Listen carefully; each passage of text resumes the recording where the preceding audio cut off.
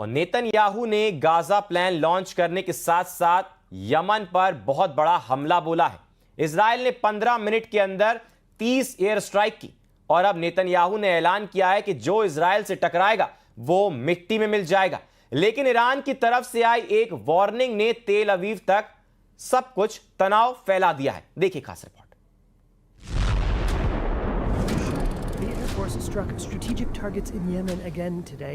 It attacked the presidential palace in the heart of the capital, Sana'a, the city's power station.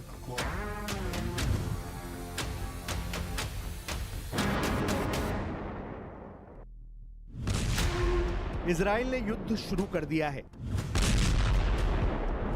इस धमाके में Israel ने अपनी नई फायर पावर दिखा दी है। यमन ने इजराइल का ऐसा हमला अब तक नहीं देखा था। राजधानी सना में इजराइल ने कई टारगेट्स पर बमबारी की है। ये वो इलाके हैं जहां राष्ट्रपति भवन भी है, पावर प्लांट भी है और तेल के डिपो भी हैं। हमला यमन पर हुआ है, लेकिन इजराइल ने मैसेज ईरान को दिया है। नेतन्याहू ने बता दिया है कि न यमन सुरक्षित है, न ईरान अपने को महफूज समझे। इस धमाके में इजराइल का ऑपरेशन तेहरान पार्ट 2 साफ साफ नजर आ रहा है। नेतन्याहू बताना चाहते हैं कि जो हाल वो यमन का कर रहे हैं, जो कयामत वो यमन पर बरसा रहे हैं, वही अंजाम फिर से ईरान का भी हो सकता है। यमन में हुए हमले में 6 लोगों की मौत हुई है, जबकि करीब 100 लोग जख्मी हुए हैं। इस धमाके को फिर से देखिए और बहुत गौर से देखिए। इजराइल ने इसी तरह के धमाके लेबनान पर करके दिखाए थे, जब हिजबुल्लाह की लीडरशिप को पूरी तरह मिटा दिया गया। अब इसी तरह के धमाकों से इजराइल यमन को दहला रहा है और मैसेज ईरान को दे रहा है। इजराइल ने यमन पर 15 मिनट के अंदर 30 एयर स्ट्राइक की है, यानी हर 30 सेकंड पर इजराइल का एक बंकर बस्टर बम राजधानी सना पर गिरा है। ऐसा इजराइल ने करीब 2000 किलोमीटर दूर यमन पर किया है, यानी ये एक लॉन्ग रेंज मिशन रहा, जिसमें कई F-15 विमान शामिल हुए। सवाल है कि क्या यमन के बाद इजराइल अब ईरान पर सबसे बड़ा हमला करने की तैयारी कर रहा है? ऐसा अटैक जो 13 जून को तेहरान समेत ईरान के कई शहरों पर हुआ था। מטרות אסטרטגיות בתימן, תקף את ארמון הנשיאות בלב הבירת סנה, את תחנת הכוח של העיר, מכלי הדלק שהם מספקים אותה. משטר הטרור החותי לומד בדרך הקשה שהוא ישלם ומשלם। लेकिन यमन पर हुए हमले के बाद एक बार फिर ईरान ने हूती विद्रोहियों के साथ खड़े होने का ऐलान कर दिया है। ईरान के सर्वोच्च नेता अली खामनेई ने कहा कि यमन के बहादुर जो भी कह रहे हैं वो सही है और गाजा में तबाही मचाने के लिए इजराइल को सख्त से सख्त सजा मिलनी चाहिए। قدر خاطر جمع بودن به اینکه این حمله اساس جمهوری اسلامی رو در کشور متزلزل خواهد کرد، خاطر جمع بودن که در مقابل جمهوری اسلامی نگه می‌داره، اینقدر مطمئن بودن که یک روز بعد از شروع حمله اینا نشستند و यमन की राजधानी सना में हुए हमले के बाद का हाल देखिए। इजराइल ने उन जगहों पर हमला किया जहां पर फ्यूल रखा हुआ था। ये यमन की ताकत को कमजोर करने की कोशिश है। अब सवाल है कि इस हमले को इजराइल ने कैसे अंजाम दिया, कैसे तैयारी की गई। अब उसकी तस्वीरें देखिए, क्योंकि इसी वीडियो में ईरान के लिए बहुत बड़ी वार्निंग छुपी हुई है। ये इजराइल का F-15 फाइटर जेट है जो उसे अमेरिका से मिला है। इस फाइटर जेट में लगा हुआ बम देखिए। इजराइल को ये विमान भी अमेरिका से मिला और इसमें लगा बम भी अमेरिका ने दिया। अब यही बम इजराइल ने यमन की राजधानी सना पर गिराया है। इजराइल के पास 66 F-15 फाइटर जेट है और अमेरिका उसे 25 और विमान सप्लाई करने वाला है। ये 4.5 जेनरेशन का फाइटर जेट है जो 8000 किलो तक के बम लेकर उड़ सकता है। अतिरिक्त टैंक और रिफ्यूलिंग के बाद इसकी रेंज 4000 किलोमीटर से भी ज्यादा हो जाती है, यानी ये 2000 किलोमीटर से ज्यादा के दायरे में मिशन को अंजाम दे सकता है।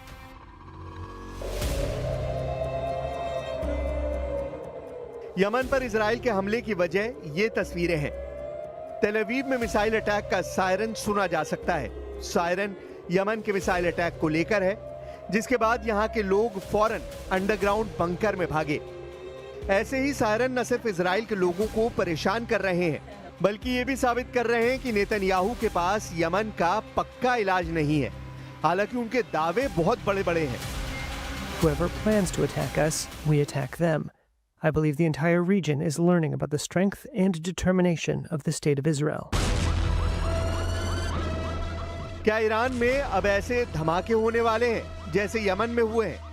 वैसे ईरान पर हमले के लिए नेतन्याहू को दुनिया का सबसे खतरनाक हथियार देने की मांग की जा चुकी है। अब इजराइल इस धमाके से 10 गुना ताकत वाला ब्लास्ट करना चाहता है। ऐसा सिग्नल अमेरिका से मिल चुका है,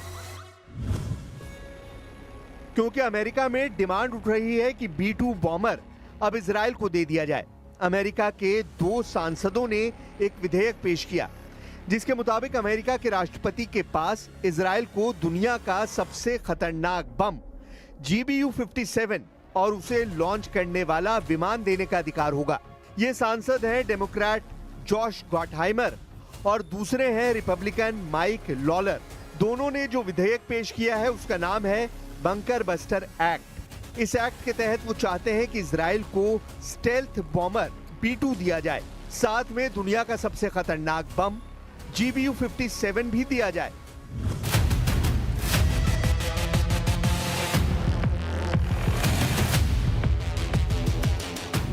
ताकि ईरान का परमाणु कार्यक्रम फिर से एक्टिवेट होता है तो इजराइल अमेरिका का इंतजार ना करे और खुद ईरान पर अमेरिका से मिली ताकत के बल पर टूट पड़े।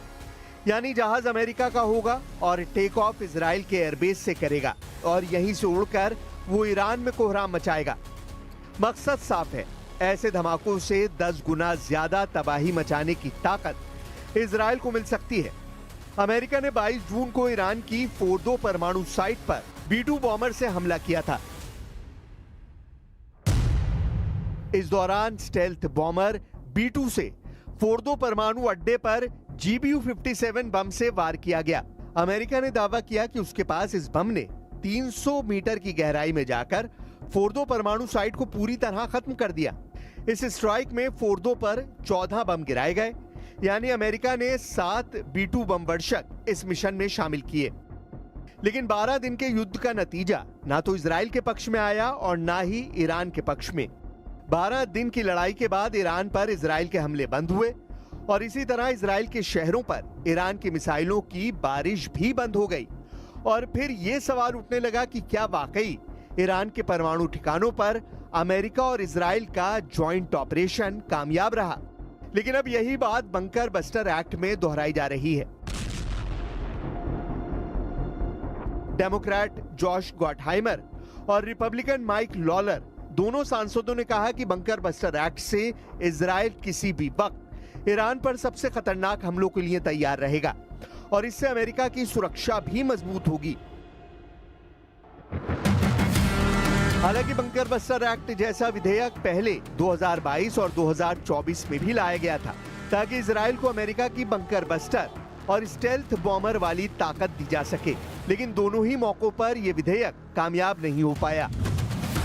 ईरान पर हुए हमलों के बारे में इजराइल के एक पायलट ने बताया है, लेकिन इस शर्त पर कि वो अपना चेहरा नहीं दिखाएगा। ये इजराइल का लड़ाकू पायलट मेजर बी है, जिसने ईरान पर हुए एयर स्ट्राइक में लगातार हिस्सा लिया है।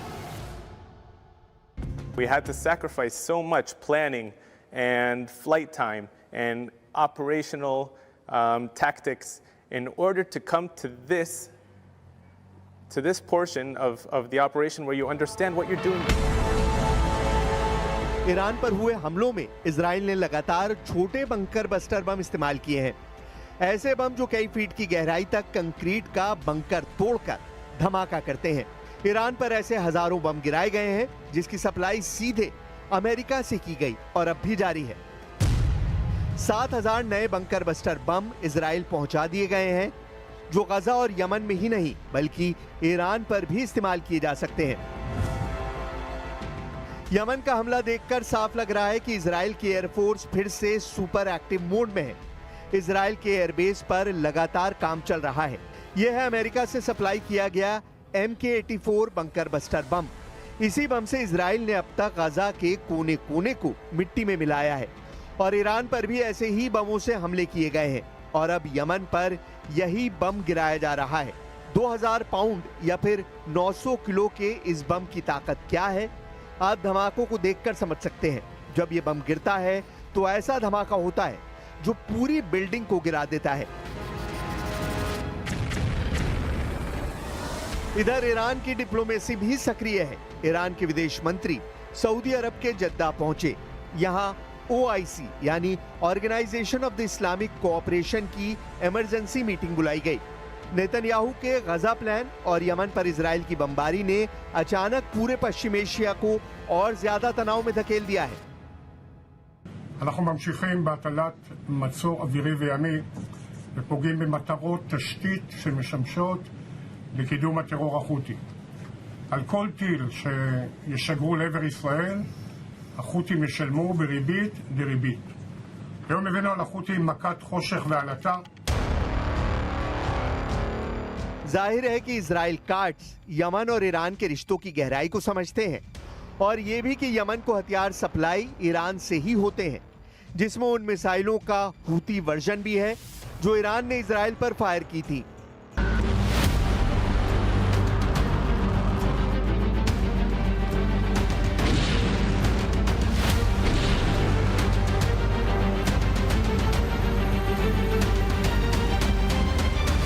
इजराइल पर ईरान की जितनी मिसाइल गिरी, ऐसे हर धमाके ने इजराइल के मिसाइल डिफेंस सिस्टम का पुर्जा ढीला कर दिया। तेल अवीव से लेकर हाइफा और अशदोद से लेकर बेन गुरियन हवाई अड्डे तक हर मिसाइल हमले ने नेतन्याहू को ईरान पर नया प्लान बनाने के लिए मजबूर कर दिया है। यही वजह है कि नेतन्याहू ने ईरान को घेरने के लिए अब नई तिगड़म लगाई है। नेतन्याहू ने कहा है कि ईरान के मिसाइल कार्यक्रम पर रोक लगनी चाहिए और उसे 480 किलोमीटर से ज्यादा रेंज की मिसाइल नहीं बनाने दी जाए। मतलब साफ है कि नेतन्याहू ईरान की उन मिसाइलों से घबरा गए हैं जो 1500 किलोमीटर या उससे ज्यादा रेंज रखती हैं, क्योंकि ईरान और इजराइल की दूरी भी 1500 से 1800 किलोमीटर की रेंज में है। यही वजह है कि नेतन्याहू चाहते हैं कि ईरान के पास 480 किलोमीटर की रेंज वाली मिसाइल हो ताकि वो इजराइल तक ना पहुंच पाएं। अब ईरान के तेवर बता रहे हैं कि उसकी मिसाइल फिर तैयार है और ईरान पर हमला हुआ तो फिर दहलेगा तेल अवीव और हाइफा। ये वार्निंग ईरान से लगातार आ रही है। ईरान के बड़े बड़े जनरल लगातार इजराइल को वार्निंग दे रहे हैं। ईरान के मेजर जनरल याहिया रहीम सफवी, जो सर्वोच्च नेता अली खामनेई के सलाहकार भी हैं, उनका दावा है कि ईरान के पास हजारों मिसाइल और ड्रोन हैं जो खुफिया ठिकानों पर रखे गए हैं और अगर ईरान पर युद्ध हुआ तो उनका इस्तेमाल किया जाएगा। कह सकते हैं कि ये वार्निंग सीधा अली खामनेई की तरफ से आई है।